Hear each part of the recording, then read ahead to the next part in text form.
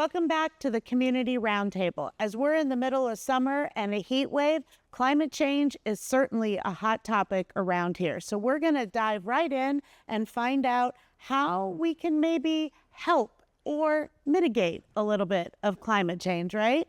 So Juan, why don't you tell us some of the most significant pollution forces that we have here in California? Yeah, in California, specifically in the Inland Empire, a lot of our pollution is driven by vehicle exhaust. As you know, we have become kind of the center of a logistics boom with a lot of diesel traffic on our roads, and that diesel exhaust and the car exhaust is a real big contributor to both the particulate matter that we have in the air and ozone. So that's the main driver in the Inland Empire. And if you look at the state of California, a lot of it's also driven by vehicle exhaust on our roadways. And how does that really affect how the climate is warming and our earth is warming when we're polluting the air that way? Yeah, so it has a few different impacts, right? The Inland Empire is currently rated as one of the counties with one of the areas with the worst ozone pollution. Ozone, depending on what level ozone is at, has an impact on extreme heat and people's health. So the ozone at the very edge of the earth helps keep UV rays out, which is a positive thing. I know when I was a kid, I remember talking about the hole in the ozone and all that, but what we worry about is ozone at the ground level, which has the effect of trapping heat. I always think about it as, you know, when you sit in a car with your windows up on a hot day, how the heat just kind of keeps increasing. The ozone at ground level has that effect on our communities.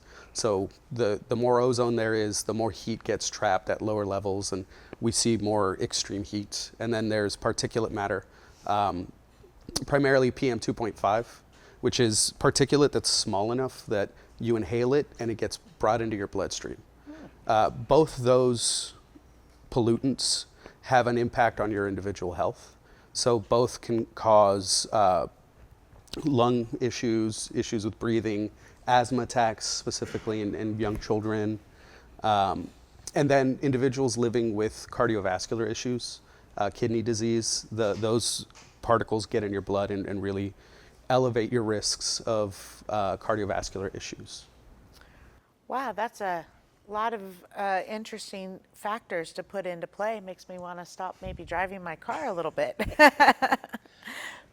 What regions do you feel are becoming more prone to the fire season now because of the climate change? Yeah, so as a part of our work through the County of Riverside, we really try to focus on our most underserved communities. And we notice that the impacts of both wildfires, air pollution, and extreme heat tend to be amplified in those communities.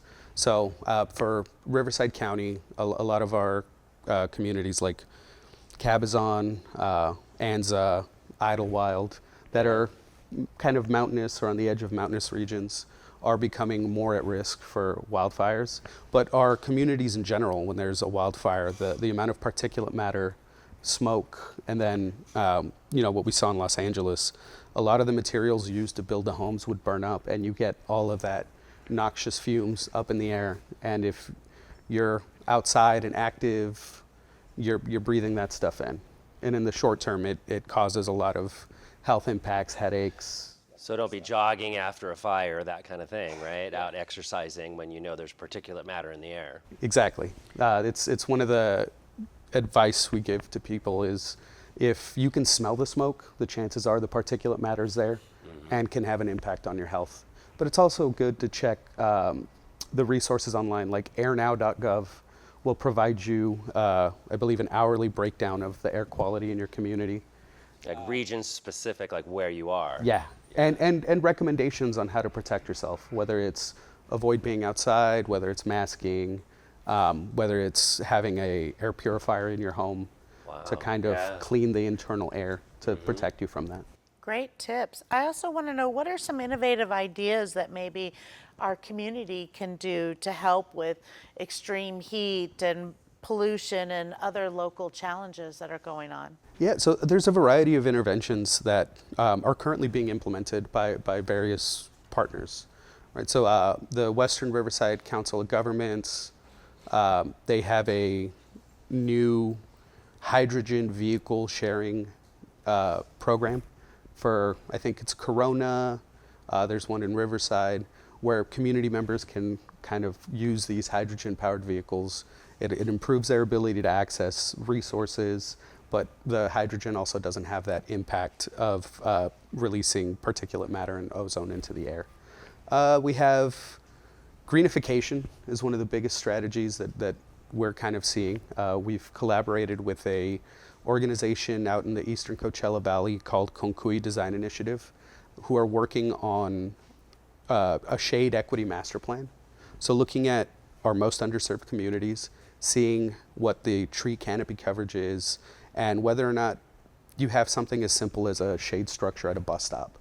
And then setting a plan and working to bring those resources in to plant trees, to put shade structures, and really leverage some of this built environment to improve people's resilience to extreme heat. But the other benefit of trees is it really helps kind of lower the impact of this PM 2.5 and ozone and all the other pollutants that are released into the air. Are the agencies working together from one county to the next throughout the state, or is it, one county is just doing the best that they can when they can? So collaboration is the best way that we can kind of leverage the funding that we have. Currently, Riverside County is a part of a collaborative with all of the other county governments in Southern California, where we really try to align our efforts around climate justice and how to mitigate some of this extreme heat and air pollution. So we meet monthly to discuss where each individual jurisdiction's at, discuss best practices, and look for ways that we can just really align our work. And that kind of partnership doesn't stop between county governments, right? We also partner with local organizations, community-based organizations, to really leverage the trust they've built in their communities with our resources and kind of direction we can give to improve the resilience of our communities, especially those that feel the higher burden from these issues. Is there any kind of plan? I mean, we're just in the start of what is considered California's fire season here, and what are some of the mitigation things that are going on right now? And what should we plan for? So a lot of our planning around fire mitigation sits with our emergency management department, and they have a variety of different tools and resources available to the community. So they offer CERT trainings and LISTOS trainings.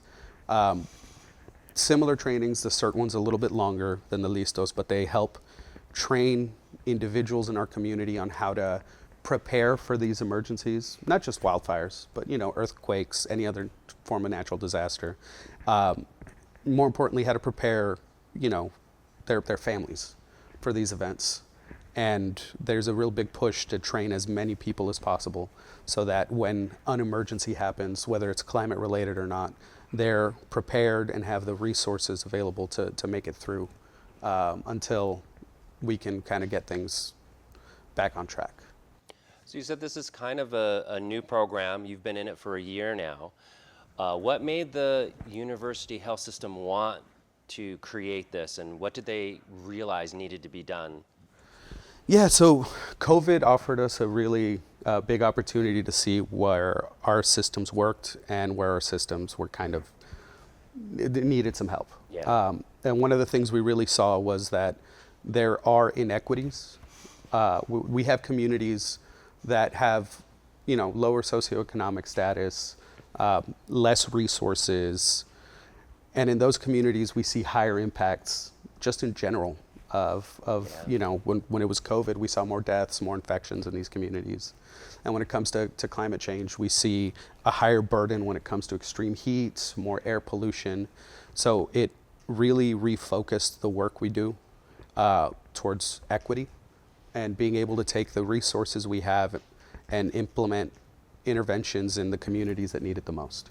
And climate justice is a focus that the state of California through CDPH is kind of pushing forward. So in order to align with that, we created this program, and a lot of our partners and counties in Southern California are doing similar things, putting individuals in places to really kind of determine the scope of our work, what interventions we can implement, and how we can best serve our communities to lessen the impacts of climate dangers. Wow, such great information, and I think we could continue talking about this for several hours. So is there a resource page that we can give to the audience to find out? Yeah, there's various resources. For the climate justice program, if you go to our ruhealth.org webpage, you'll find our climate justice website. There is a variety of toolkits and resources to kind of educate community on the impacts of this and what can be done. We have a heat illness dashboard run through our epidemiology program where you can see a breakdown of the emergency visits and deaths associated with extreme heat events. It's very interesting stuff, and I think it highlights just the importance of building community resilience to these climate dangers. Such great information, and I'm sure we will tackle this topic again in the future. But until next time, we'll see you on the Community Roundtable.